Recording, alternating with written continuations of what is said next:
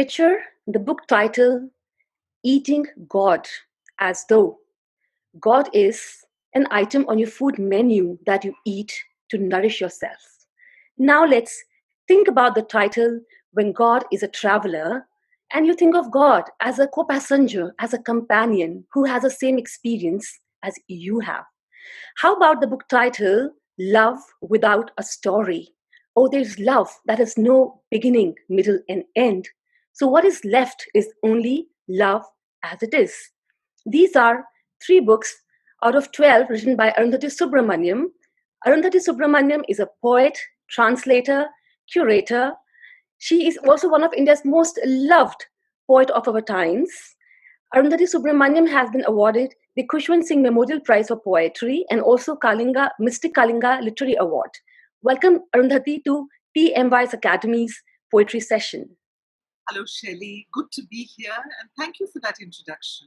You know, as you were introducing me, I was just thinking it's particularly interesting to be introduced by the titles of one's books. It's actually the best way to do it, and I'm going to treasure this particular introduction. I'm really glad you liked it. Arundhati, I'll begin with this question about, since you're a pioneer in Bhakti poetry, I would like to ask you that while Bhakti is something that elevates our soul, it's something that nourishes our minds, our souls, but does it also have a role to play in developing, in helping us develop a critical thought process? Why I want to ask this question is because in contemporary politics, the word bhakti has been misappropriated to mean an uncritical blind submission to authority. Whereas when I read your works, I see various tones of bhakti where the bhakt is not only worshipping God, but also is reprimanding God, demanding from God, criticizing God. So, what do you have to say about this? I think that's absolutely true, Shelley. The whole point, I think part of the reason for this particular project, Eating God, the book that you mentioned, is one, of course, to share my own sense of wonder and excitement about these poets. But another part of it is also because I believe that these are poets who are waiting to be reclaimed in some way. And they're waiting to be reclaimed because we've allowed bhakti in our world to either connote bigotry or to connote blandness or banality. There is, as you point out, there is the fact that bhakti is now a word that's been appropriated to mean a kind of blind allegiance to the far right, the politics of the far right in our country. And I find that deeply problematic. And I think the poets remind us of the error of that, because in these poems, the deity, whether this is a deity with form or without, the deity is never a dictator. And the bhakta, or the devotee, is never a sycophant, is never uncritical. So this quality, I think, is what I wanted to celebrate about these poets, the fact that they, in many ways, turn upside down our ideas of what devotion is. If one's idea of devotion is that of a kind of groveling, obsequious, worshipful attitude to God, these poets remind us that there are many, many other ways in which the sacred can be approached. So yes, you're absolutely right. They do all kinds of things with their gods, but that's based on the implicit understanding that this God can be infinite and intimate at the same time. So yes, that's why I turn to these poems, because they, I think, redefine our understanding of faith in many ways. They also redefine our understanding of politics in many ways, because they're constantly challenging hierarchies. I think they speak to us for all those reasons. Yes. Arundhati, I'm a scholar on Tibet, and I have actually realized that when Tibetans talk about Buddhism, they talk about Buddhism as a science of mind and not necessarily as a religion or cult, but as a science of mind. And there's actually the coming together, the meeting of the two worlds, the spiritual world and the secular world. So it's not necessary that it is something irrational, because when we think about bhakti, we think God is abstract and therefore it's irrational. But as a science of mind, I do understand that. The next question that I wanted to ask you is about the timelessness of bhakti, especially in the current times of pandemic when we are walking in a tunnel with no sight of light. So how does bhakti speaks to you at these times, specifically in light of the bhakti poets that you have been reading and translating over the years? There were so many questions implicit there when you mentioned the science of the mind, which I think is absolutely one of the reasons why so many modern seekers turn to Buddhism, all forms of Buddhism, because in so many ways we are reminded of the fact that it is not just about, I think these are wisdom traditions that are not just about belief, they are experiential. So that to me is what makes the Buddhist way so deeply appealing for the modern seeker. It is deeply experiential. You're not just being asked to accept a series of beliefs or diktats or what have you. You test it in the laboratory of your own experience, as the Buddha invites us to do again and again. And in a very different context, I'd say the Bhakti poets, whom as I grew up reading, thought of as simply, very emotional men and women, largely. Men and women with this great deal of passion, perhaps. But I didn't necessarily think of them as men and women with a great deal of intelligence, necessarily. Because I had grown up with this idea that the path of the mind and the path of the heart, the Jnana Marga and the Bhakti Marga, are in fact separate. That's how I grew up, because these are the taxonomies or the classifications that we grow up with. It's as my own spiritual journey started deepening that I discovered what these poets were about. I began to realize that they speak of devotion not as a hierarchical relationship with the divine, necessarily. What they speak of is the license to ask for personal answers to ultimate questions. And they do that with a sense of entitlement and a great imperiousness, which actually took my breath away. So I started reading more at that point. And that's when I realized that, yes, on the one hand, they're historically particular. So I don't want to take away their specificity in time. When we speak of the Bhakti movements in the way that I do in the book, especially in the regional languages of this country, we're talking about poets between the 6th and 8th centuries in Tamil Nadu who started authoring these hymns to Shiva and Vishnu. And this great, wild, passionate, unappeasable desire for something more couldn't be contained, and so it spread all over the subcontinent. So I have poets in the book right up to the 18th century. But what is it about them that speaks to us today if they are so historically particular? I'd say what makes them speak to us today is the fact that, one, they're direct, they're conversational, they're colloquial, they're slangy, they don't have an intermediary, whether it's a scholar or an interpreter. They don't need any of us. They're just having their conversation with God. That directness, that imperium is part of what makes one stop and listen to them. The second thing that I love about them is the intimacy. So this allows them to swear at God, rage at God, love God, make love to God, eat God. Think of God as a friend, think of God as a lover, think of God as a child, as a parent, what have you. Anything can be done because the underlying assumption is that devotee and God are part of the same continuum. They cannot be separated. So this is a God who's closer to you than your own breath. It's not a formal, stilted relationship with God. This is the way you talk to someone whom you know more than anyone else, which is what allows the Muslim poet Rahim, who is a devotee of Krishna, to say, just calling a big thing small does not diminish its size. Krishna, who lifted the Mount Govardhan, won't take it amiss if called Murlidhar, the wielder of the flute. This is a translation by Mustansif Dalvi, which I used in the book.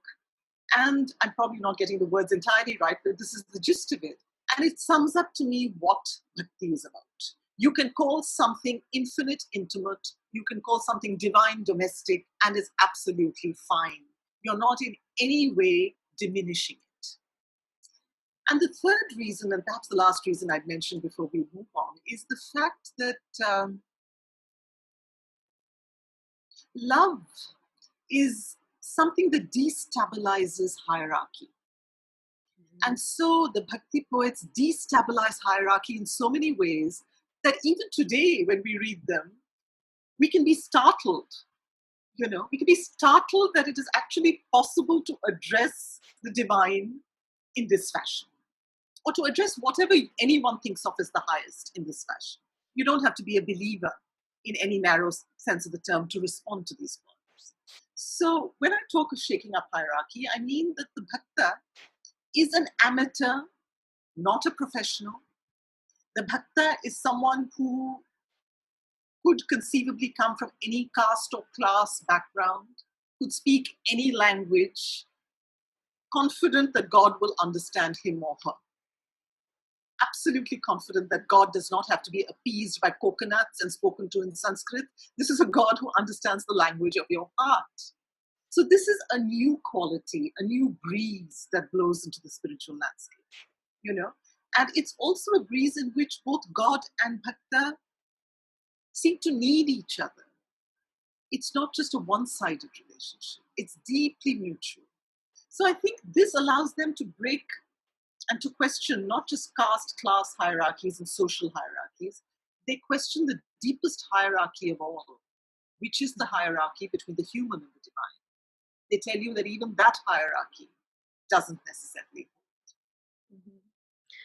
This makes me think about bhakti in two discourses. One is the official discourse, where we have the priests, we have the temples, which is actually very exclusive because it excludes, for example, menstruating women. It excludes certain castes, certain kind of people. In some temples, only men are allowed. In some, only only women temples. So, and the second thing that I think about is the popular realm of bhakti, which is all inclusive. So I think that what you're alluding is to the popular realm of bhakti, where bhakti belongs to everybody. It's borderless. It is for everybody and anybody. You choose, you decide. It's not something that defines you. It's something that you also define as you indulge, or you get this calling, and then you also begin to define it. Yes, absolutely. I think, I always say that it's not like these are poets. I don't want to set them up as some kind of paragons or unassailable paragons of virtue. Okay? I'm not claiming that they're politically correct either. They aren't. Very often they aren't. I'm talking about the times when the experiential dimension in their poetry overtakes the theological or the doctrinal.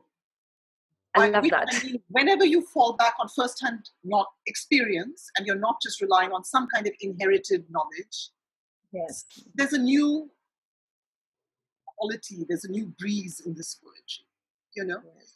And that is something you cannot miss. That gives these poems a certain blazing authenticity. So I think, coming to your question about menstruating women, or all forms of orthodoxy, you'll find some bhakti poets who might even endorse it. But in the poems where there is a strong sense of personal experience, you'll often find these being challenged. So you have Soirabai, the 14th century Dalit woman mystic, whom I love to quote, translated here by Jerry Pinto and Meera Bhagwat. She says, if menstrual blood makes me impure, show me who wasn't born of that blood. Absolutely. That's the kind of gumption that these poets have. Or you have Akka Mahadevi, the 12th century mystic translated by A.K. Ramanujan, who says about marriage, for instance. She says, take these husbands who die, decay, and feed them to your kitchen fires. Give me the imperishable one. This is not some conventional goody-goodiness at work. This is someone who's going to ask who's going to make very inconvenient demands on her God.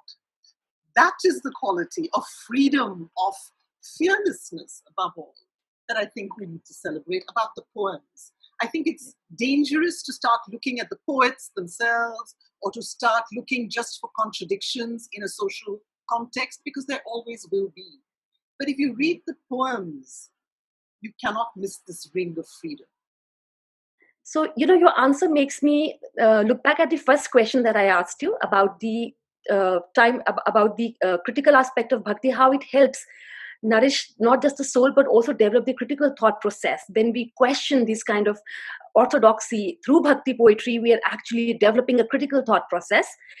Arundhati, before we move forward, I would request you to read some of the legendary or timeless poets that you have translated and curated in your many works.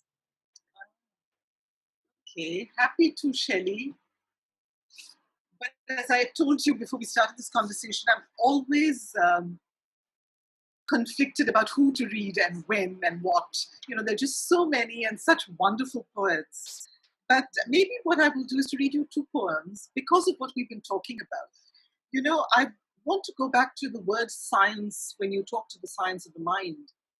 And of course, the Buddha is an extraordinarily astute psychologist, really. So it's a deeply scientific mind at work. I've learned, it's not like I've learned one thing about bhakti, and this is through some measure of personal experience, but certainly by reading these words, that bhakti is a kind of science as well. It's a science of the heart. And what do I mean by that? I mean that these are not poets who are turning to emotion simply because they have no other resort, simply because they don't have minds. These are poets who are very often making a very self-conscious choice because they know that when you take on this great wildfire of bhakti, it is capable of transformation. And that makes it a really radical, disruptive science in itself. So more than one poet warns you about bhakti. They say, don't take it on. It's dangerous stuff. It's inflammable stuff. It will consume you. That's the kind of potency of this technology. So I'm going to read you a poem by Abhirami Bhattar that I've translated. Abhirami Bhattar was an 18th, 19th century Tamil poet who was a devotee of the baby. And to bring in the divine feminine here, I'd like to read you this particular poem, in which he acknowledges a concrete goddess, deeply concrete, and at the same time says, don't think I don't know that she's also beyond the concrete, that she is, in fact, indescribable. So he brings in the sagun and the nirgun, or the formless and the embodied, in the same poem. Isn't it funny that though she's the mother of the universe, we warble about her lotus bud breasts and her eyes more limpid than a doe's? And though she has no beginning or end, we hail her as the little girl born to the monarch of the great mountain. Hilarious, really, all the hype, when she's beyond it all. Description, explanation, perception. That's Abhirami Bhattar. And I'd like to move on to a poem that I think might actually be something that speaks to us in these times that we are in, very uncertain, very turbulent times. It's my favorite. It's Tukaram, translated here by Dilip Chitre. Tukaram, the 17th century Marathi poet. When he comes out of the blue, a meteorite shattering your home, be sure God is visiting you. When a catastrophe wipes you out and nothing remains but God and you, God is visiting you. When your language is stripped naked, never to be clothed in falsehood again, be sure God is visiting you. When your humanness is rent and riven, never to be pieced together again, be sure God is visiting you. When you are beyond all hope, when you call nothing your own, be sure God is visiting you. When you are robbed of the whole world and your voice becomes eloquent, be sure God is visiting you. See how God has grabbed the whole of him. Tukka is now raging like God himself. Wow. One of those amazing reminders of what we can do with adversity, how we Yeah, can. and these two poems that you selected are very relevant to current times. It makes me think about that God is visiting us right now when we are in a pandemic in many Yes. ways. Mhm. Yeah. Yes. The idea, I think, to the ability to see catastrophe as possibility, without in any way trying to diminish the nature of catastrophe. And we are going through very difficult times, people grappling with loss of unimaginable proportions, and yet to keep the faith that in some way catastrophe can be a tremendous possibility. It doesn't Yes. require you to believe in God in any narrow sense of the term, but that it can, in fact, be deeply transformative, humanizing, Mhm. and a Absolutely. time of discovery. Actually, it's only in times when we are disquieted, when we are unsettled, that we begin to have dialogues with our other worlds, inner worlds. So, Yes. Arundhati, I'm very fascinated by the quester figure in your poems. I was wondering how have these poets they have influenced your own poetry, the legendary poets, the Bhakti poets, especially Shakuntala and Avaya. They have had influence on your own poetry. Because you talk about Shakuntala as somebody who belongs to the earth, who belongs to the sky, who doesn't belong to any place and yet belongs everywhere. So could you just talk about the influence of the tradition of Bhakti poetry on your own poetry and your own evolution as a poet of the sacred? That's an interesting question. I should say at the start, periodically introduced as a bhakti poet myself, and I always say no because these are poets. I'm not a bhakti poet with a capital B for sure. For one, I don't inhabit the same context as many of the poets in this book, and I'm very aware of that. Uh, Contextually, I don't have the same worldview. Mhm. Secondly, there's a certain arrogance and a certain hubris in claiming to be one of them. I do think of them as my relatives, and I would love to be included in their embrace, but I'm not claiming in any way to be a modern day Akka Mahadevi. And the third thing I will say, though, is that I have realized in my own spiritual journey that Mhm. that my own personal journey has been very heart based. That allowed me access and gave me a key, I think, which allowed me to open up some of these poets for myself in a way that has been hugely enriching. So I cannot ever omit mentioning them when I talk about my poetry because they are my ancestors in that sense of the term. Right. They're an important part of my ancestry, let's put it that way. There are other poets too. Coming to the female questers that you talked about, Shakuntala, of course, is not really, Kalidasa cannot really be considered a bhakti poet, but certainly I think he's part of our, we grew up reading of Shakuntala, first in the Mahabharata, later in Kalidasa. And she's just part of our lives, our psyches, right? We're never quite sure when we first encountered her. I don't know when I did. But what I do know is that she stayed with me, or she crept up on me and stayed with me. Mhm. Um, Actually, it happened around 2002 or 3, I think, when I felt almost like she became a recurrent motif in my head and in my heart. She actually reduced me to tears at one point, and I was a bit confused by that. I wondered what the hell was going on. Many years later, when she was still with me and she wouldn't leave, I sat down to try and make my peace with her, and that's how those poems evolved. At the Wow. start of that poem cycle, I saw Mhm. Shakuntala as a genetic catastrophe. I saw her as someone who's the daughter of an apsara and the daughter of a sage, which she is, we are told, according to the story. And I said, no wonder she's such a mixed up woman. She's born of heaven and earth. She's conflicted because her lover is in the court and her, parentage draws her to the hermitage. She's conflicted between head and heart. She's conflicted between flesh and spirit. And I started writing about her. And I began to realize very soon that I was fascinated by her because what she represents is really the predicament of being bloody human. That's what she is. She's human. And she embodied so many of the conflicts that I was grappling with. So as I started exploring them and exploring some of those tensions, and it took me many poems, I think 8 poems, to realize that Shakuntala is the address that she is looking for. Though she's constantly trying to look for where she belongs, she is the axis between heaven and earth. She is the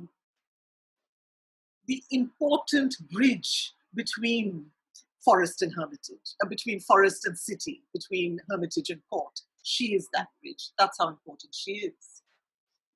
So that's Shakuntala, who is a major heroine of Indian mythology, but is also, I think, an archetypal figure, really, in terms of what she represents. And another archetypal figure, also from our heritage, is Abbayar. Abbayar is a Tamil, she's known to everyone in Tamil Nadu, may not be known as widely as she deserves to be known outside of Tamil literature, but she's a major Tamil woman poet.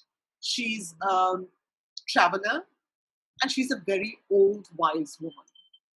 I grew fascinated by her, and she became an important part of a new cycle of poems. And I realized when I wrote those poems that something has shifted from my writing of Shakuntala to these poems from my most recent book. And what's shifted is perhaps the fact that she's a traveler who's no longer looking for meaning. Unlike Shakuntala, she's not asking about where she belongs. She seems to me in these poems to be a woman who enjoys conversation, she enjoys laughter, she enjoys shared discovery, she enjoys sitting around a campfire, but she wants to move on. She doesn't want to stay in any place, I suspect, long enough to be told whom she must bow down to and whom she must worship. But she's a free spirit. And she's not looking for the point of the story anymore. She's moved on. So there's something there that I know speaks very deeply to me, and there's something that I need to learn from. That's wonderful. While reading your poems, I also came across this poem on Ishtadev, and it really, really plugged the chord in me. Because I actually never read about Ishtadev in literature before. And I never talk, when I talk about gods, like my gods, I talk about the gods that are very universal, but I never talk about my Kulja Devi that I have. I come from a very small village called Garli Parakpur, a village of just 400, 500 people. It's a heritage village of India in Kangra. And we have a Kulja Devi. So but we never talk about these gods, but I really think about, it makes me think about God as individual and universal. It makes me think about the local and the global. So can you just throw some light on the whole idea of Ishtadevs and how you bring it in your poetry? Isn't it fascinating that, you're right there now? You're in Brazil now, Shelly, are you? And yes, I'm in. You're carrying some reminder of her, no doubt, with you, aren't you? Yes. I have actually after my marriage, I went to the Kulja Devi to seek the blessings, and the Pandit just gave me a small stone, and he said it's just a blessing. I brought it here with me, but I traveled to Machu Picchu in Peru with my husband, and we have an Inca temple there, and that's a temple where people from all around the world, they bring stones from their countries, from their place. A stone, like we say, okay, even if I wouldn't believe in idol worship, but if we say that God is omnipresent, then why is God not in the stone? हम कहते हैं ना कि कण कण में भगवान है, तो पत्थर भी तो कण ही है ना, उसमें भी क्यों भगवान नहीं है? If God is omnipresent, right? So I brought, and so I laid that stone there. I offered my Kuljadira's blessing to that local temple in Machu Picchu, and there we have a universe of gods, because we have people from all over the world who've brought their gods there, and they have offered the gods to the Inca temple, So I really think it's really very like local and global. It's a movement like which is at once personal, at once individual, and also very universal.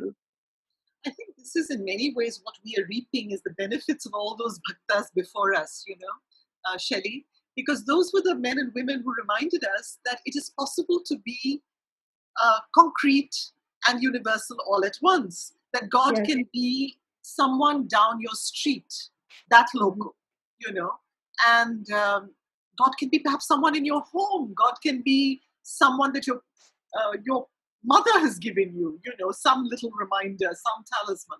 God can be all that. And yet the same God can be a portal to the universe. And I think that's the essential wisdom of this, of the bhaktas, which we are reaping right now, which is wonderful. Yes, the idea of Ishtadevta, the idea that you can have a god of your choice. You can choose your god. And we in India grow up, as you know, with a whole crazy, wild, messy pantheon of gods and goddesses. So we're really spoiled for choice. You can choose any one of them most suited to your taste and temperament. You choose your Kulja Devi, someone else will choose someone else. Within the same family, we can have a whole multitude of gods and goddesses. What I love about that is the choice, the freedom to choose. If you don't have one, the freedom to invent, and the freedom to toss the entire pantheon aside and still be someone who's considered to be on a spiritual path. You're on a path to freedom on which this Ishtadev, your personal god, can be a great asset, an ally, a friend. And when you're done with him or her, you might even put her or him aside. They may put you aside as well, because bhakti is a dangerous business. It might dismantle you. But it doesn't matter, because it is such a joyful, sensual, pleasurable journey. And a journey towards freedom, essentially. That's right. Arundhati, I had actually wanted to be very objective, but it was impossible because your poetry made me it connected me to myself, be it my own questioning my own problematic usage of the term bhakt, in political scenario, or be it about my own Kulja Devi. I really would like you to, if you can kindly read some of your own poems for our listeners, for our audience. That would be great. I'm actually tempted to read a very short poem to my Devi, who is, in fact, a very recent Devi. She was consecrated just less than 10 years ago. Her name is Linga Bhairavi. Linga Bhairavi. Linga Bhairavi, and she was consecrated by my guru in Coimbatore, Sadhguru. It's a very short poem, 2 lines, or maybe 3. Goddess. In her burning rainforest, silence is so alive. You can hear, listening. Wow. That's fantastic. Wow. You can hear that kind of goddess, huh? And I will read to you also, since we were talking about Ishtadevtas, I'll read to you my poem to personal gods, which that'd be wonderful. Might resonate with you. It's called How Some Hindus Find Their Personal Gods. It's about learning to trust the tug that draws you to some shadowed alcove, undisturbed by footfall or butter lamps. A blue dark coolness where you find him waiting patiently. That perfect minor deity, shy, crumbly, oven fresh, just a little wry, content to play a cameo in everyone's life but your own. A god who looks like he could understand errors in translation, blizzards on the screen, gaps in memory, lapses in attention, who might even learn by rote the fury, the wheeze, the pali, the pigeon, the gnashing mixer grinder, the awkward Remington stutter of your heart, who could make them his own. After that, you can settle for none other.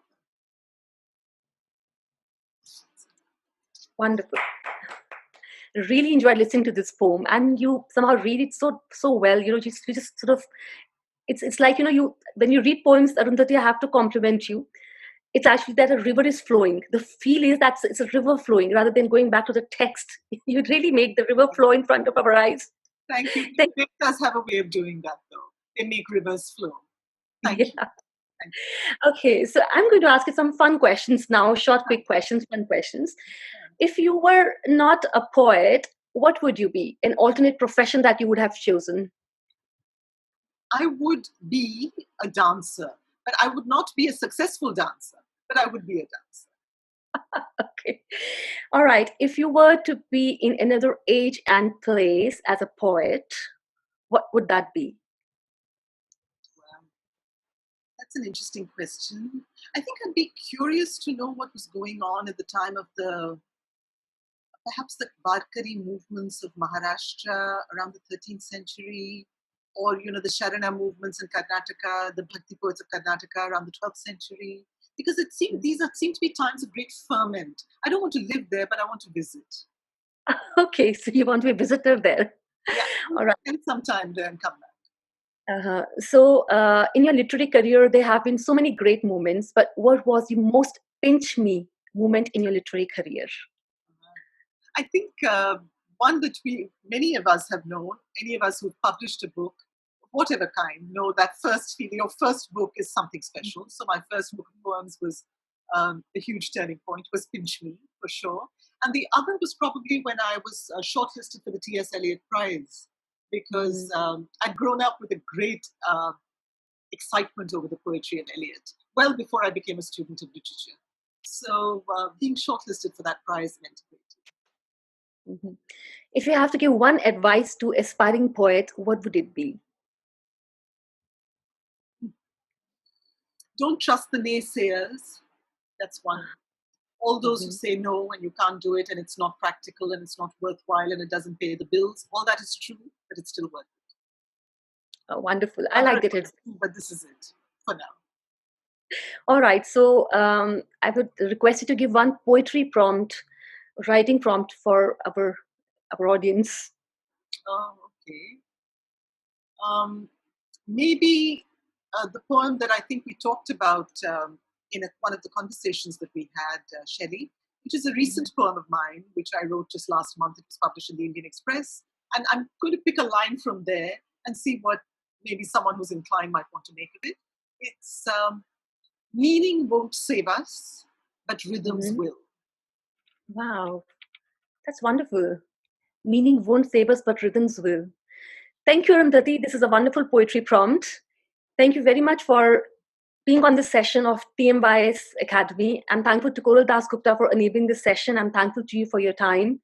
And I can't tell you how much I have enjoyed this session. I wish we could just go on, but we have to formally end it, though we'll continue talking otherwise. Thank you so much. Formal conversations. Thank you. Thank you both.